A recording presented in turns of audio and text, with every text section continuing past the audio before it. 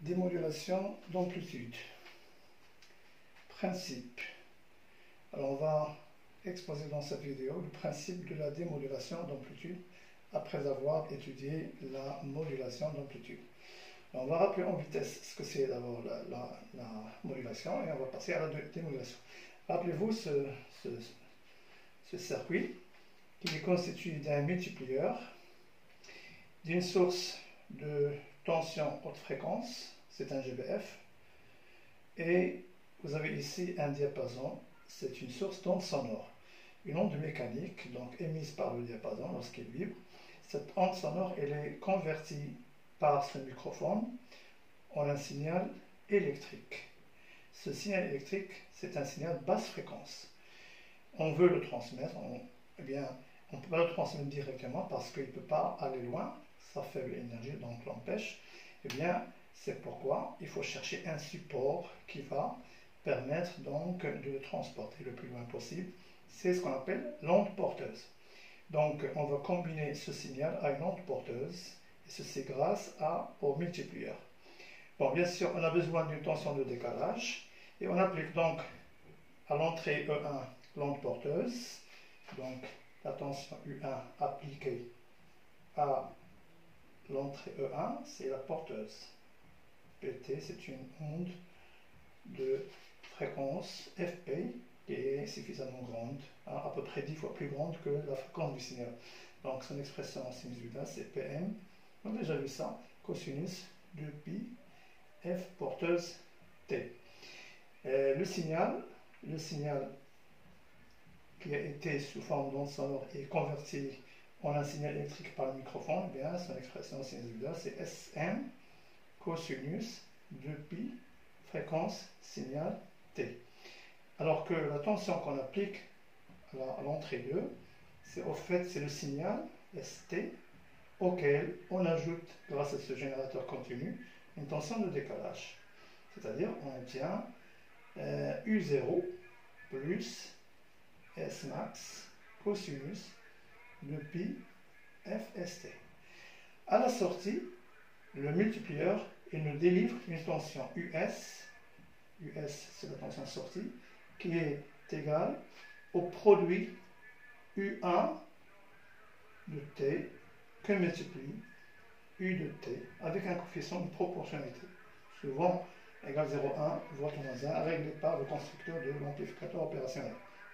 Eh bien, cette tension, si j'effectue, ça serait égal K PM, alors PM c'est la porteuse, KPM, facteur de U0 plus SM cosinus de pi FST qui multiplie cosinus de pi FPT. Si je sors le U0, donc KPM U0, facteur de 1, plus SM sur U0, cosinus de pi FST, qui multiplie cosinus de pi FPT. Alors, on va poser tout ceci. On pose A est égal K PM U0 et le rapport SM sur U0, on le pose égal à un certain M appelé taux de modulation. Qu'est-ce qu'elle va devenir l'expression de la tension à la sortie du multiplieur UST est égal à facteur de 1 plus SM sur U0, c'est taux de modulation, cosinus de pi FST que multiplie cosinus de pi FPT. Donc à la sortie du multiplieur, on obtient une tension sinusoïdale d'amplitude, tout ceci c'est l'amplitude, d'amplitude qui n'est pas constante, qui est variable, c'est-à-dire, je peux noter UST à la sortie, c'est égal à une certaine amplitude, tout ceci c'est l'amplitude, c'est U max fois cosinus de pi FPT. Alors cette tension du moment qui n'est pas constante, eh bien, elle dépend du temps, on écrit U de T. Eh bien, à la sortie du multiplieur, on obtient une tension d'amplitude modulée. Donc, on a réalisé ce qu'on appelle une modulation d'amplitude. Alors, ce signal qui est à la sortie, on va le convertir en une onde électromagnétique grâce à une antenne émettrice. Eh bien, cette antenne émettrice, elle va conserver la fréquence FP, mais elle va convertir ce signal électrique en un signal onde électromagnétique qui se propage donc dans l'espace à la vitesse C, connue, la vitesse de la lumière, la vitesse des ondes électromagnétiques, 3 10 à la puissance 8 mètres par seconde.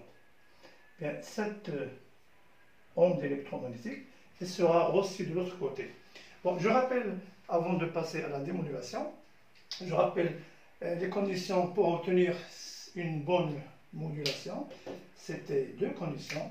Une première condition, c'était il faut que la fréquence de la porteuse soit supérieure, très supérieure, en moins 10 fois supérieure à la fréquence signal.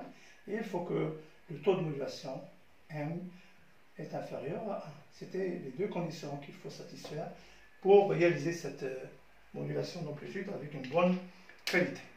Bon, alors une fois réalisé, de l'autre côté, on va disposer d'un ensemble d'éléments, de circuits, qui vont donc par la suite réaliser ou assurer cette démodulation. Alors tout d'abord, il faut qu'il y ait une antenne réceptrice qui va recevoir l'onde électromagnétique. Elle va faire le contraire. Là, c'était signal électrique converti en onde électromagnétique. Là, c'est le contraire. Onde électromagnétique converti en un signal électrique. Ce signal électrique, on va le faire passer par une succession de filtres. Donc, l'antenne réceptrice, qu'est-ce qu'elle fait? Elle reçoit. Alors, elle reçoit, mais elle reçoit plusieurs ondes, parce qu'il n'y a pas une seule station qui émet, il y a plusieurs stations. Donc, il y a plusieurs ondes électromagnétiques dans l'espace. Elle va recevoir tout. Mais nous, on a besoin d'une fréquence FP appropriée. Donc, on doit sélectionner. Donc, première station, c'est station de sélection. C'est ce qu'on appelle un filtre passe-bande. Il effectue la sélection. Quelle est la condition de sélection? Alors, on ne va pas parler beaucoup, on va donner juste ce qu'il faut savoir pour les exercices. La condition de sélection, c'est que il faut que la fréquence de la porteuse de l'onde reçue doit être égale à la fréquence propre de ce circuit LC. C'est-à-dire, vous vous rappelez, la fréquence propre, on a déjà vu, c'est 1 sur 2pi racine de LC. Voilà. Donc, la condition, retenez ça. Hein. On peut vous demander quelle est la capacité C0 sur laquelle il faut régler. Alors, lorsqu'on voit cette flèche qui barre condensateur, ça veut dire que c'est un condensateur de capacité réglable. On peut régler la bobine. Donc, si on me demande quelle est la valeur de la capacité C0 sur laquelle il faut régler le condensateur pour pouvoir sélectionner telle ou telle onde, eh bien, la condition, c'est qu'on écrit que FP, fréquence de la porteuse, est égale à la fréquence propre de ce circuit appelé filtre passe-bande. Et bien, par la suite, on connaît FP, on connaît L, on fait le carré et on tire. Bon, alors on a sélectionné une station. Cette sélection permet d'obtenir une tension à la sortie de ce dipôle. Cette tension, je vais l'appeler UAM. M, c'est la masse de l'ensemble. La tension UAM à la sortie, c'est une tension sinusoïdale. Quelle est son expression? Eh bien, son expression ressemble exactement à celle-là. C'est une tension de fréquence principale F propre, F porteuse, et d'amplitude variée. C'est-à-dire, c'est ça. C'est la tension modulée. C'est ça. Donc, la tension UAM, c'est la tension à la sortie de ce filtre. Alors, ça, c'était la première étape. Deuxième étape, il faut éliminer la partie négative, c'est-à-dire il faut couper l'alternance négative. C'est pourquoi on branche ici une diode montée en sens direct. On sait que la diode montée en sens direct ne laisse passer le courant que dans un sens. Il bloque le sens inverse. Donc il va partager, donc il va couper, il va éliminer la partie négative. Donc la tension reçue à la sortie de la diode, c'est UBM, c'est ça, UBM. C'est une partie de la porteuse et vous avez ici l'enveloppe, c'est-à-dire le signal décalé par une tension de décalage. Ensuite, il faut séparer le signal de la partie qui reste de l'onde porteuse. C'est-à-dire il faut sélectionner, il faut détecter l'enveloppe. Ça, c'est ce qu'on appelle l'enveloppe. Il faut détecter l'enveloppe. Or, si vous comparez les deux ondes, L'enveloppe, c'est une onde basse fréquence. À l'intérieur, il y a une onde haute fréquence. Donc, je dois laisser passer la basse fréquence. Il me faut un filtre passe-bas. Filtre passe-bas, c'est quoi? Eh bien, tout simplement, c'est une association condensateur de capacité C et résisteur de résistance R montés en parallèle. Ce filtre ne va laisser passer que la fréquence, la basse fréquence, c'est-à-dire le signal, mais toujours décalé avec la tension de décalage. Donc, on va pouvoir supprimer cette partie. Et on obtient ça, c'est-à-dire on va détecter ce qu'on appelle l'enveloppe. C'est ce qu'on appelle d'ailleurs, c'est un détecteur d'enveloppe. Détecteur d'enveloppe. C'est quoi? Diode plus filtre passe-bas. Il joue le rôle de détecteur d'enveloppe. Ensuite, il nous reste à éliminer la tension de décalage. La tension de décalage, donc c'est U0. Eh bien, encore une fois, un autre filtre, ça s'appelle filtre passe-haut. Pourquoi filtre passe-haut? Parce que ce signal qui reste, c'est un signal qui est constitué par une onde de fréquence Fs plus un signal continu, sa fréquence pratiquement elle est nulle. Donc cette fois-ci, c'est celle-là qui est haute fréquence. Donc on va laisser passer que celle-là, donc on va éliminer U0. Et en effet, le condensateur, on sait que lorsqu'il est branché en série, entre ses armatures, il y a un diélectrique, donc un isolant, il ne laisse pas passer le courant continu. Donc il va justement éliminer la tension de décalage U0.